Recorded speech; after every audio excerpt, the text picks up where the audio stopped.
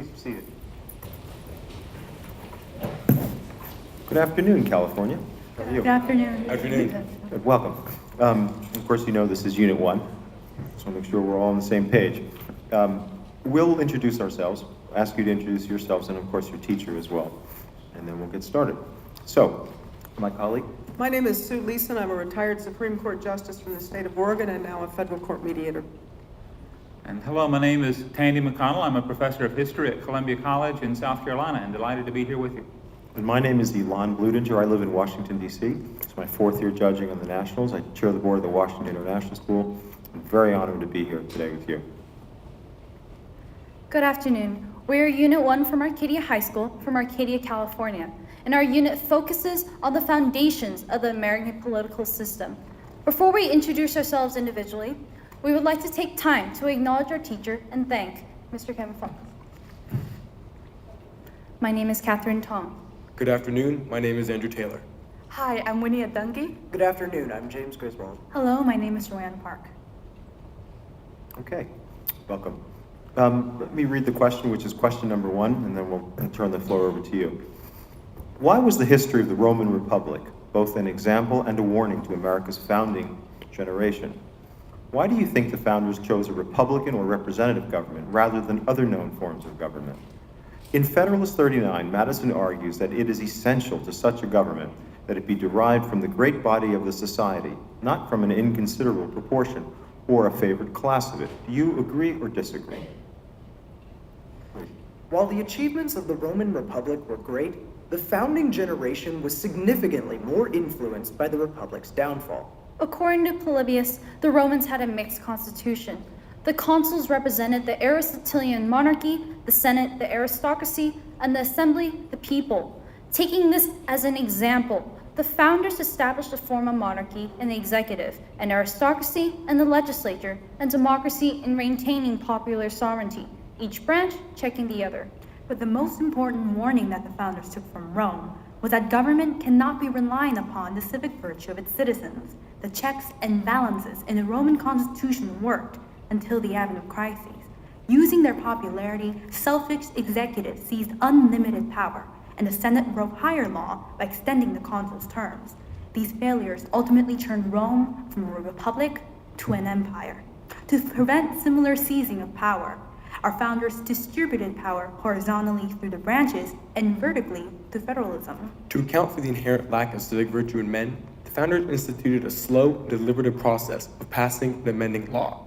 In Rome, the higher law can be changed by those in power, but Article 5 of our Constitution requires a 3/4 majority of the state legislatures to change the Constitution. This protects higher law from being changed by short-term desires and the selfish goals of those in power. The founders were also wary of the splitting of the executive branch, like in Rome, where 2 consuls held the same power. Hamilton argues in Federalist 70 that this division splits the community into violent and irreconcilable factions and weakens the authority of government. The founders intended for an energetic executive, but at the same time, they wanted the slow, deliberative legislative body to check the actions of the president. Having recently shed blood in the Revolution, the founders knew their constituents would only accept a representative national government. From King George III, the founders learned a monarchy could easily turn into a tyranny if the people's voice wasn't represented in Parliament, as the most important check against abuse was lost. On the other hand, the founders rejected a pure democracy. As stated in Federalist 14, the founders feared that democracy in a large country would turn out like the turbulent democracies of ancient Greece and modern Italy, where the basic rights of the minority were disregarded to please the interests of the majority. Madison stated in Federalist 10 that America's immense size and the diverse factions it would inevitably produce made the country a perfect fit for a Republican government. Such a government represents all people, poor, rich, minority, and majority. We agree with Madison's assertion that a Republican government must be derived from the great body of society.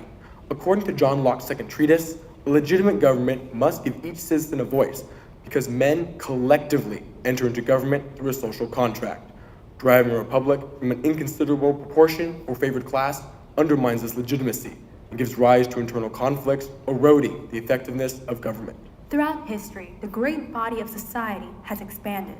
evolving from the class struggles of the Roman Republic to the American Revolution, to the fight for women's rights around the world today, representation must encompass members of all classes, races, and sexes in order to advance fundamental notions of popular sovereignty and political equality essential to a legitimate government. The founding generation was inspired by the complex representative government of ancient Rome, but were extremely wary not to repeat the same mistakes, and constructed a new republic that placed the Constitution as the supreme law of the land, altogether striving for a limited government.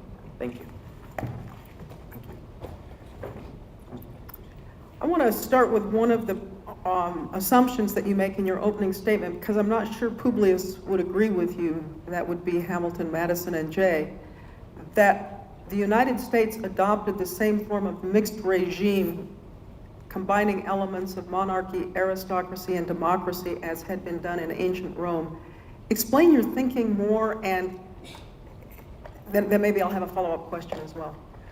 Well, Polybius describes in his History of Ancient Rome that each form of Aristotle's three forms of government, monarchy, aristocracy, and democracy, has certain vices, and what they did in the Roman Republic is construct it so that each branch counteracts the vices of each other branch. Got it. Right. Now, but I thought you then said, and the founders imitated that in constructing the American constitutional system. Did I miss it? Right, we did say that. Okay, I think Publius disagrees. And here's my question. Does separation of powers necessarily mean separation of classes and mixed regime? No, separation of powers does not mean separation of classes. In the American system, we have a sort of can-do attitude. Anyone can become president. Andrew Jackson was born in a log cabin. He can become president. What we mean is that certain powers that come along in a certain structure of the government. Aristocracy is ruled by a few. You have an elite few making the What's decision. the monarchical element in the presidency? The monarchical element in the presidency is that he is one man who can override the many. But, and again, I'll stop arguing with you. I just wanted to try to understand your thinking. But you just quoted Polybius, and you told me that Romans had a dual executive. Right, that's a So form of dual the executive. is not necessarily consistent with monarchical. It's a form of Aristotelian monarchy in that the consuls held the executive power, the power to execute the laws. Aristotle says that there are three types of laws, three ways to handle a law: execute, review, and make the law. Make, execute, and judge. Yeah. Yes. Okay, thank you.